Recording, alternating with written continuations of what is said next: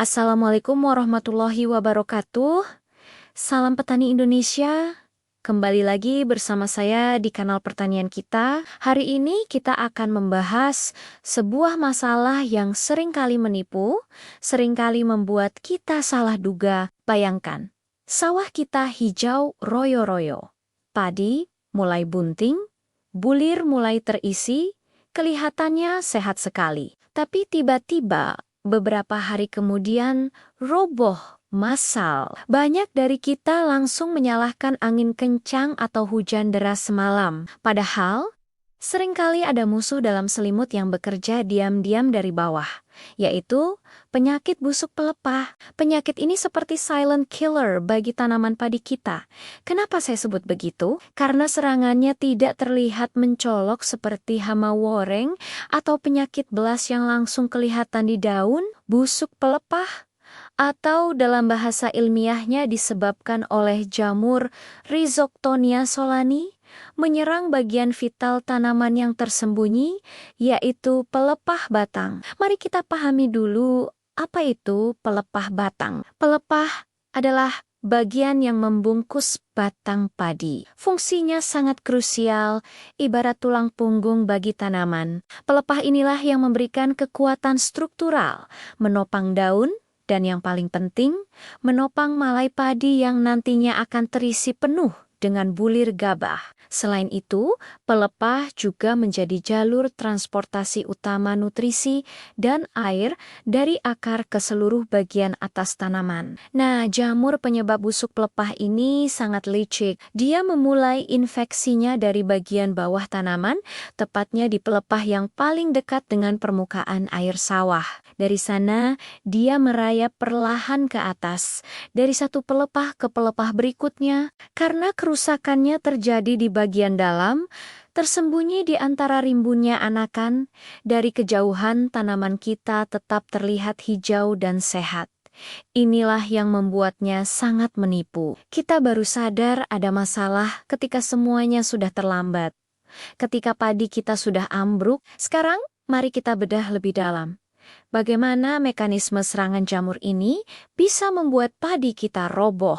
Bayangkan, batang padi itu seperti tiang penyangga sebuah bangunan. Jamur Rhizoctonia solani ini masuk dan merusak jaringan pelepah. Dia mengeluarkan enzim yang melunakkan dan menghancurkan dinding sel tanaman. Akibatnya, pelepah yang tadinya kuat dan kokoh menjadi lemah, rapuh, dan membusuk. Aliran nutrisi dan air dari bawah ke atas juga jadi terhambat parah. Puncaknya terjadi saat fase pengisian bulir. Di fase ini, malai padi mulai terisi dan bobotnya bertambah secara signifikan. Beban di bagian atas tanaman menjadi sangat berat. Batang yang pelepahnya sudah dirusak oleh jamur tadi tidak lagi punya kekuatan untuk menopang beban berat tersebut. Sedikit saja ada pemicu, seperti angin yang tidak terlalu kencang atau embun pagi yang berat.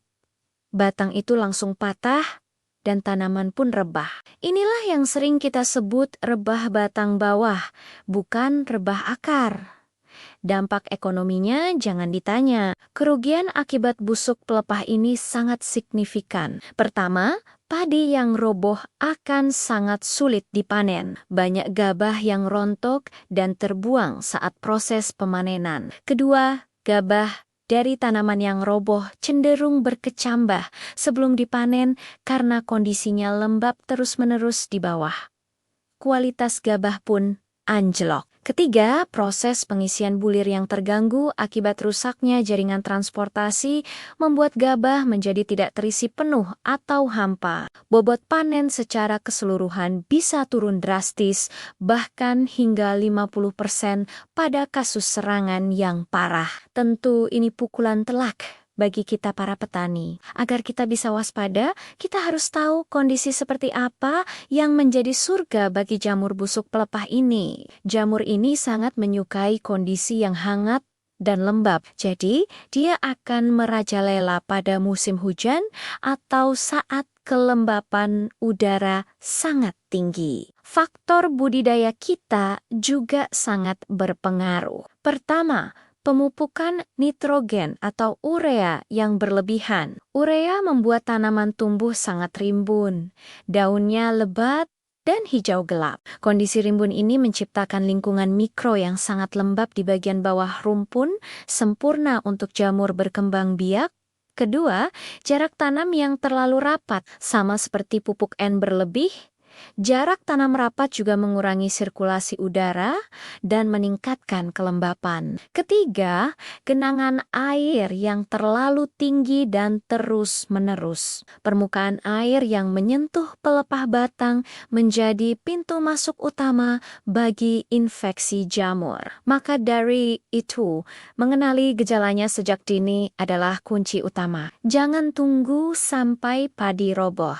Caranya, lakukan monitoring rutin seminggu sekali. Coba jongkok dan buka sedikit rumpun padi kita. Perhatikan pelepah batang paling bawah yang dekat dengan permukaan air. Gejala awal busuk pelepah adalah munculnya bercak berbentuk lonjong atau oval. Awalnya bercak ini berwarna hijau keabu-abuan. Kemudian, seiring perkembangan penyakit, bagian tengah bercak akan memutih atau coklat pucat, sementara tepiannya berwarna coklat gelap. Lesi atau bercak ini sering digambarkan seperti bekas tersiram air panas. Kalau Anda menemukan gejala ini, bahkan hanya pada 1 atau 2 batang dalam satu rumpun, itu adalah alarm peringatan dini. Jika dibiarkan, bercak-bercak ini akan membesar, menyatu, dan melingkari seluruh pelepah, menyebabkan kematian jaringan secara total. Banyak sekali petani yang melakukan kesalahan dalam menangani penyakit ini. Kesalahan paling umum adalah baru bertindak setelah padi roboh. Kalau sudah roboh,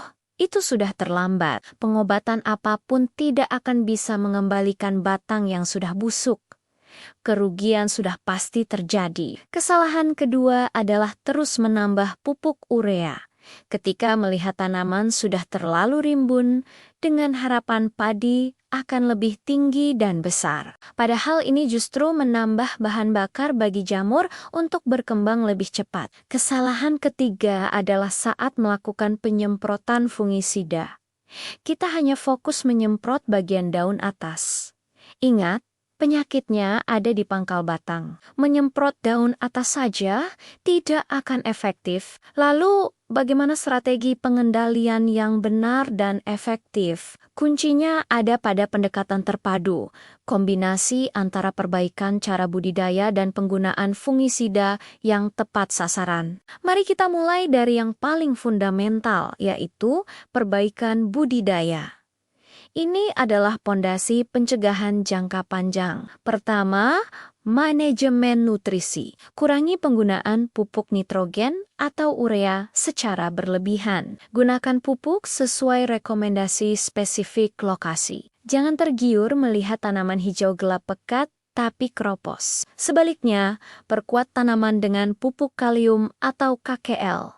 Kalium berfungsi seperti semen bagi dinding sel tanaman, membuat batang menjadi lebih keras, kokoh, dan tidak mudah rebah. Pemberian kalium sangat krusial, terutama menjelang fase anakan maksimum dan bunting. Kedua, manajemen air. Hindari menggenangi sawah terlalu tinggi dan terus-menerus. Terapkan sistem pengairan berselang atau macak-macak.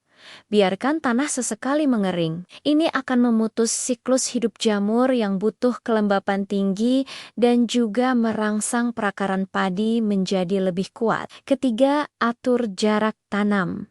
Gunakan jarak tanam yang ideal. Jangan terlalu rapat. Sistem tanam jajar legowo adalah salah satu contoh yang sangat baik untuk menciptakan sirkulasi udara yang lancar di dalam rumpun. Sinar matahari bisa masuk sampai ke pangkal batang, mengurangi kelembapan, dan menekan perkembangan jamur. Keempat, pilih varietas. Jika di daerah Anda busuk pelepah adalah masalah endemik, pertimbangkan untuk menanam varietas yang postur tanamannya lebih tegak dan tidak terlalu rimbun. Sekarang kita masuk ke pengendalian kimiawi menggunakan fungisida. Ingat, fungisida adalah jurus terakhir dan harus digunakan dengan bijak. Waktu aplikasi adalah yang paling penting. Lakukan penyemprotan saat gejala awal pertama kali muncul. Jangan menunggu sampai penyakit menyebar luas. Fase paling rawan serangan adalah saat fase anakan maksimum,